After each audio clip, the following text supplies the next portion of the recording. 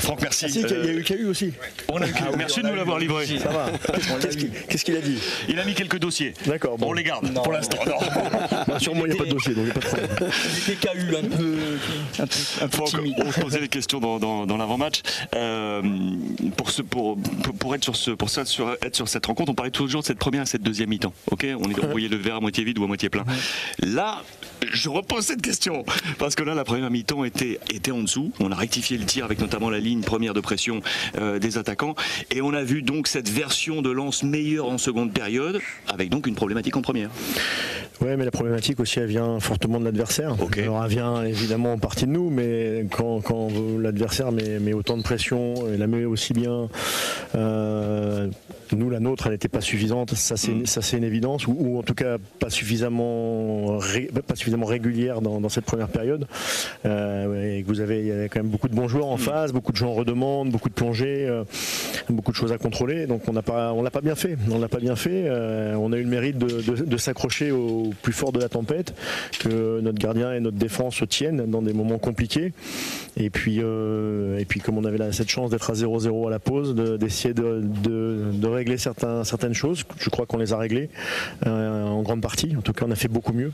Et c'est ce qui a fait que cette deuxième mi-temps, je pense que sur cette deuxième mi-temps, il y a eu beaucoup de choses positives, même si Marseille a continué à avoir des temps forts, mais on en a eu beaucoup plus aussi par rapport à cette première période. Et on a eu le bonheur que ce soit nous qui ouvrions le score, et après on est resté costaud parce que on a quand même très très bien défendu, notamment sur toute cette deuxième période. Coach, moi je vais vous poser la même question que j'ai posée à KU, c'est on a l'impression que c'est le métronome, le vrai leader, le vrai capitaine. Il était moins bien dans cette première mi-temps, on l'a vu, il était un peu en dedans, un peu pris par Rongier, par Verretou qui se le passait. Et par contre, on a vu un Seko Fofana en deuxième mi-temps qui a explosé tout le milieu de terrain à lui tout seul. Ouais, mais je pense que sur la première mi-temps, c'est un problème vraiment collectif. Et ce qui fait que Seko, quand l'équipe elle est pas bien en place, elle défend pas en avançant, qu'on n'a pas nos bons repères. Et voilà, nous on a une équipe qui a besoin que l'ensemble du collectif soit bien huilé pour que nos individualités puissent s'exprimer. Et si Seko il s'est exprimé de cette manière-là en deuxième période, c'est parce que le collectif l'a permis.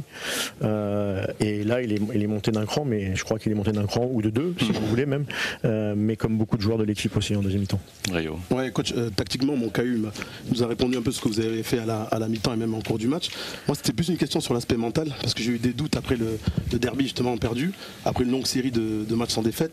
Je me dis comment va réagir le groupe, et moi j'ai eu pas mal de doutes. Et au final, derrière, vous avez réagi sur 2 victoires, même si elles sont certaines plus poussives ou aujourd'hui très compliquées, mais vous avez quand même les chercher. Donc, sur l'aspect mental, vous avez dû sûrement bien intervenir.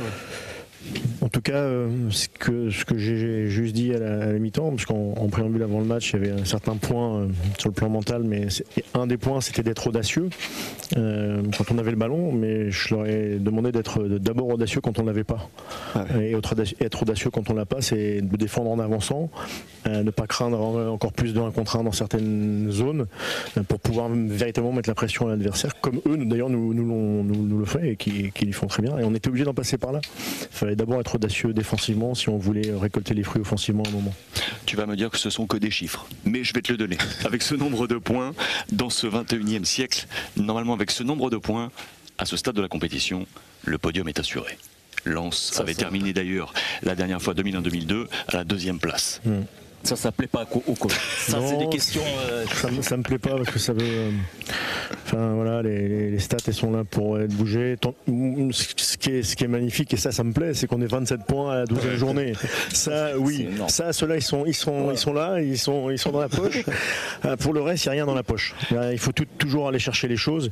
Et même si on se met au niveau depuis 12 matchs et sur la fin de saison aussi l'année dernière, on se met au niveau de ces très très grosses équipes. Mais pour nous, se mettre au niveau, c'est des efforts très très importants et un collectif qui doit être hyper huilé, hyper efficace. Et voilà. Et je sais que je perds des joueurs, j'ai perdu des joueurs. Il y a ce soir Francky qui a une fracture ouverte du nez. Je sais pas comment ça va se passer. Donc je suis très content d'avoir les 27 points à la 12e journée. Et on va bien récupérer pour préparer Toulouse, parce que voilà, c'est ce qui m'intéresse, c'est celui d'après. Dans la 38e journée, là, il va s'en passer des choses, beaucoup de choses. tout simplement, est-ce que tu kiffes là? Oui, bien sûr, bien sûr. 2027. Ouais. Dans les moments où il y a beaucoup de choses, beaucoup de coachs qui sont en rupture de banc et qui se font sortir. Bon, la confiance que m'accorde le club, c'est une très belle chose si on fait un clin d'œil par rapport à ça. Et je n'ai pas du tout prévu de passer, d'avoir une fonction encore un peu plus élargie et de prolonger. Maintenant, je suis dans un club.